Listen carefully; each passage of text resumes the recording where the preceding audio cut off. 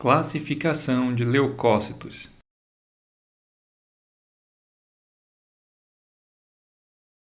O sangue é um tecido conjuntivo especializado, no qual a matriz extracelular é um fluido, o plasma. Sua formação ocorre na medula óssea, em um processo denominado hematopoese. Em um adulto de 70 kg, encontramos cerca de 5 litros de sangue, correspondendo a aproximadamente 7% do peso corporal. O tecido sanguíneo é constituído pelo plasma e pelos elementos figurados, hemácias, glóbulos brancos e plaquetas.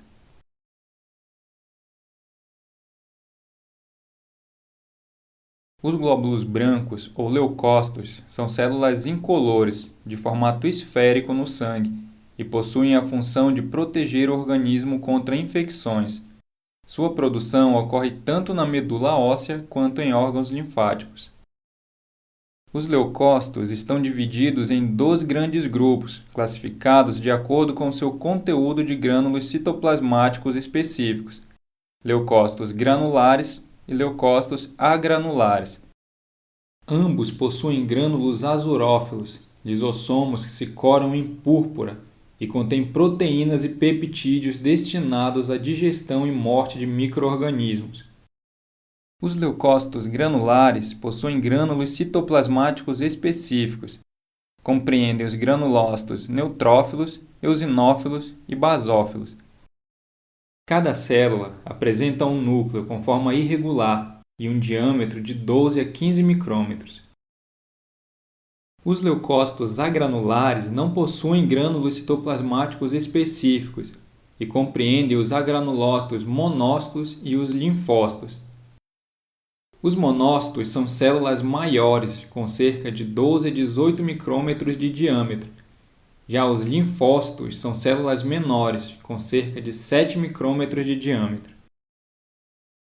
Os grânulos específicos, além de possuírem enzimas antimicrobianas, também possuem componentes para reposição de membrana e auxiliam na proteção da célula contra agentes oxidantes. Existe uma diferença marcante na proporção dos leucócitos no sangue. Em um adulto sadio, podemos observar as seguintes proporções: neutrófilos, 50 a 70%, eosinófilos, 1 a 3%, basófilos, 0 a 2%, linfócitos, 18 a 42% e monócitos, 2 a 11%.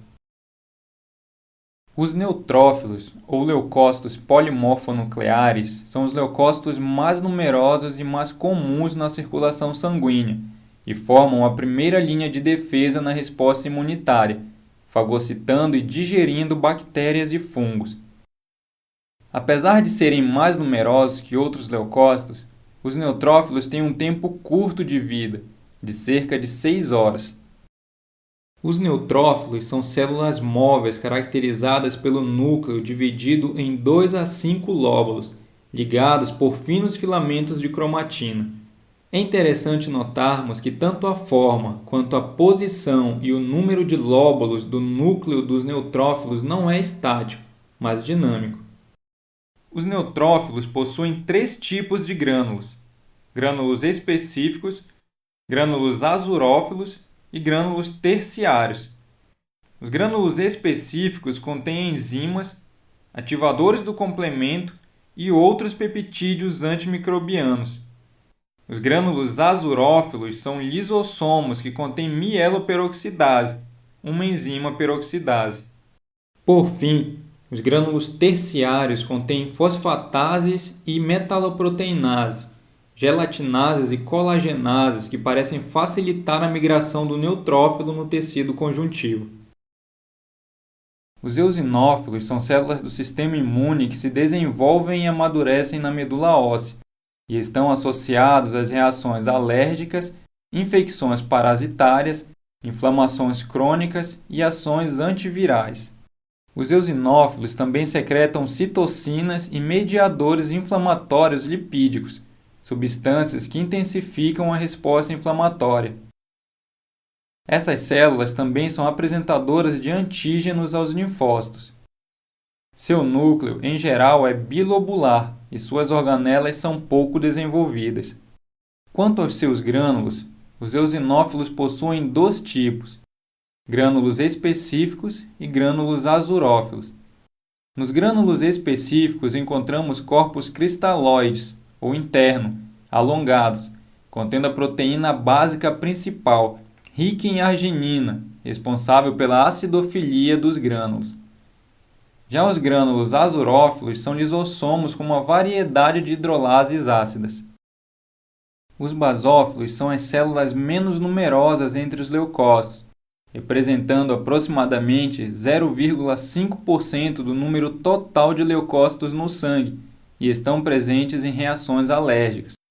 Seu núcleo é volumoso com forma irregular semelhante à letra S. Em preparações histológicas, seus grânulos apresentam-se metacromáticos, chegando a obscurecer o núcleo.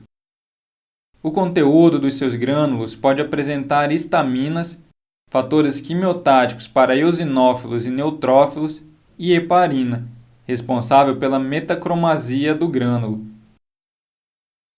Além das proteínas contidas nos grânulos, os basófilos ainda secretam mediadores inflamatórios, citocinas e leucotrienos. Os linfócitos são células geralmente menores que os outros leucócitos, tendo cerca de 6 a 8 micrômetros de diâmetro no sangue, e possuem um formato esférico, com citoplasma delgado. São as principais células funcionais do sistema imune. Uma característica peculiar dos linfócitos é a capacidade que essas células possuem de voltar dos tecidos para o sangue, recirculando continuamente. Esse tipo celular combate as infecções por meio de resposta humoral, com produção de anticorpos, ou resposta citotóxica mediada por células. Essas células possuem um tempo de vida muito variável. Algumas vivem somente alguns dias e outras chegam a viver por vários anos. Os linfócitos podem ser divididos em dois grupos principais, de acordo com suas moléculas de superfície: linfócitos B e linfócitos T. Os monócitos são os maiores leucócitos no sangue, com cerca de 18 micrômetros de diâmetro. Seu núcleo tem forma de rim ou ferradura. Ao migrarem para os tecidos, os monócitos se diferenciam e passam a ser chamados de nomes específicos, de acordo com o tecido-alvo: macrófagos no tecido conjuntivo, osteoclastos em tecido ósseo, células de Kupffer no fígado, entre outros. Além da função principal de fagocitose exercida por essas células nos tecidos, os monócitos também apresentam antígenos para os linfócitos.